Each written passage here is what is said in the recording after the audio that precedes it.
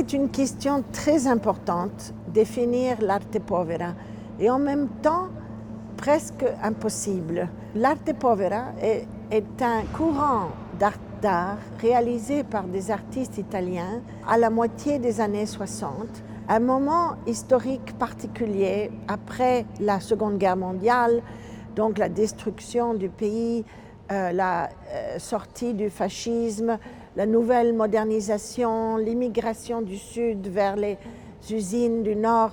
Dans ce contexte incroyable de modernisation et en même temps de rupture avec une très ancienne civilisation agricole, un certain nombre d'artistes de Turin, de Gênes, de Rome, de Milan ont commencé à créer une forme presque de anti-production, c'est-à-dire d'œuvres très simples, très essentielles, avec des matériaux bien sûr pauvres, c'est-à-dire humbles et qui ne coûtent pas cher, comme les pommes de terre, l'arbre, du charbon.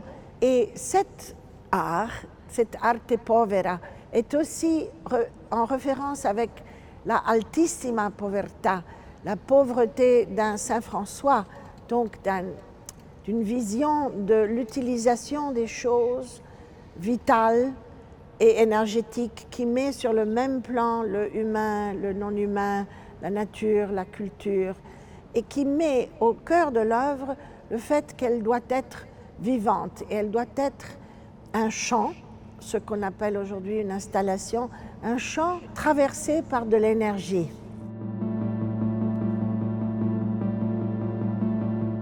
Les artistes de l'arte povera avaient un âge différent. On a des générations en réalité différentes qui se sont trouvées en relation à la moitié des années 60. Et un jeune critique d'art qui avait peu de plus que 20 ans, il venait de Gênes, Germano Celant, et il recueille 6 des 13 artistes dans cette exposition à Gênes, qu'on peut considérer le baptême de ce nom Arte Povera, qui est l'exposition Arte Povera im Spazio. Il y avait 6 artistes. Luciano Fabbro avec Pavimento, Pascali avec un metro cubo, 2 metri cubi di terra, Prini avec son merveilleux périmètre d'aria qui est ici aussi à la Bourse de commerce, Buetti avec la catasta qui remplissait le lieu en dessous des escaliers, Giulio Paolini avec lo spazio, les lettres qui composent la parole, l'espace où se trouvait le public, et bien sûr Yannis Kounellis avec sa première carboniera de charbon. Donc c'est là, dans cette petite galerie de Gênes, où Germano Celant utilise pour la première fois le terme arte povera.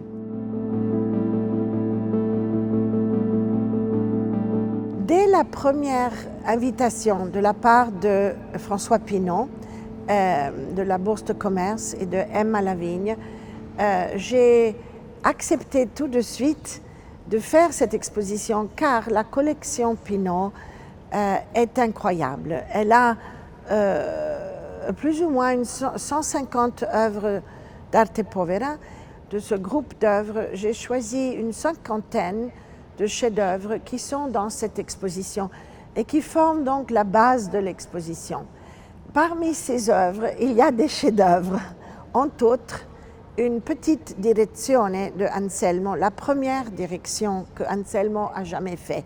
Ce petit objet avec une boussole nous oriente vers le nord et nous dit que chaque point dans l'univers est un centre, peut être un centre. J'ai tout de suite pensé que cette œuvre devait être dans la rotonde, cet merveilleux espace qui est le cœur de la Bourse de commerce, et en même temps de placer, disons, ce petit objet dans la rotonde. J'ai pensé à comme l'arte povera avait réfléchi à une subjectivité qui était aussi collective. Je voulais donner le sens de ce pluriel de l'arte povera dans la rotonde. Et j'ai pensé pour la première fois d'utiliser la rotonde pour des œuvres de tous les artistes, en passant d'une œuvre, disons, initiale et d'une œuvre plus récente de chaque artiste. Parce que dans la pensée de la croissance et de l'énergie de l'arte povera, ce n'est pas un mouvement qui est terminé en 72, c'est quelque chose qui continue jusqu'à maintenant. De cette galerie centrale et de cette rotonde, il y a comme des lignes de fuite qui partent vers des êtres singuliers. Et chaque artiste, chacun des 13, a une salle à soi.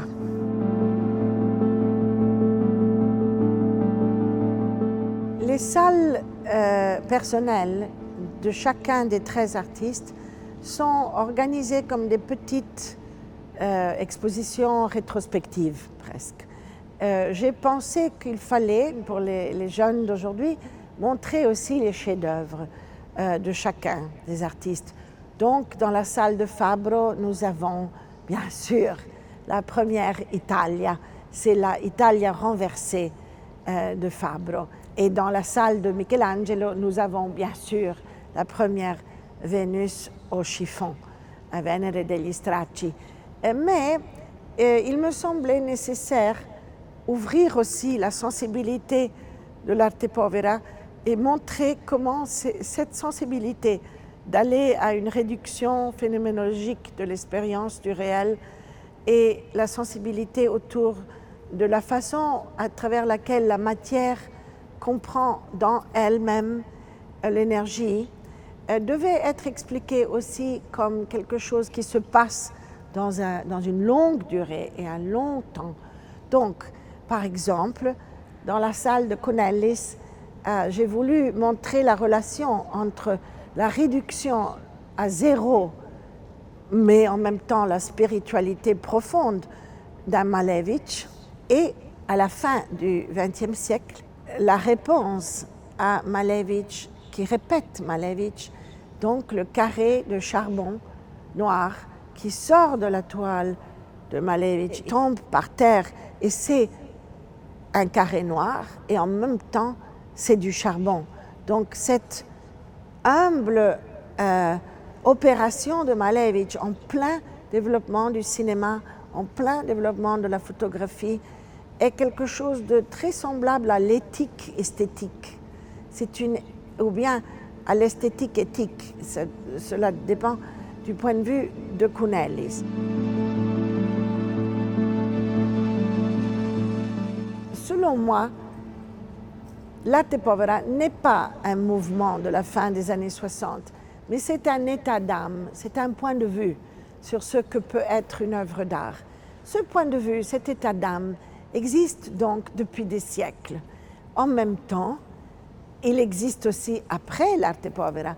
Et donc, j'ai voulu poursuivre cet esprit et montrer que cet esprit de l'arte povera existe dans les œuvres des artistes du monde entier, en réalité, pas seulement en Italie, qui ont commencé à travailler après l'arte povera. Et en réfléchissant aux années 80, aux années 90, aux années 2000, aux années 2010, dans chaque période, tout le long de ce temps qui s'écoule après l'arte povera, on trouve des artistes qui ont voulu résister et aller contre ce qu'était, disons, l'art très compliqué, l'art trop compliqué de leur temps. Et par exemple, dans les années 80, nous avons en Afrique du Sud un jeune qui s'appelle William Kentridge, qui commence à peine à travailler, et vers 1989, il fait son premier Drawing for Projection, c'est-à-dire une forme d'animation pauvre, une forme de simplification dans le même moment où Pixar commence à faire l'animation riche. Et cet homme, il commence à dessiner sur du papier avec du charbon et cancel, erase, ou bien à déchirer des morceaux de papier noir, et fait ce que moi je définis du film pauvre, poor cinema et poor animation. Depuis que l'exposition à la Bourse de commerce a pu ouvrir ses portes, je suis étonnée par le public, qui est aussi un public jeune que je vois venir ici. Ça me remplit de joie, mais ça confirme aussi une intuition que j'ai. Et c'est que l'arte povera est un courant artistique, est un point de vue sur l'art qui a une énorme importance maintenant pour ceux qui vivent dans la, disons, ère digitale avec leurs smartphones et qui, franchement, en ont un peu marre des social media. On est dans les social media, on est dans cette mélancolie narcissique, ce regard retourné sur nous-mêmes et toujours offert comme un travail aliéné aux autres. Il y a une fragilité dans le sujet contemporain digital qui est prêt, je crois, et qui ne désire pas mieux que d'être en relation avec le hic et nunc de moi ici, mon corps, ce que moi je peux connaître à travers le sensible. Donc c'est cette connaissance sensible et cette possibilité que l'arte povera a posée de la relation entre le physique et le mental, la continuité entre le sensuel et l'immatériel, entre l'abstrait et le concret,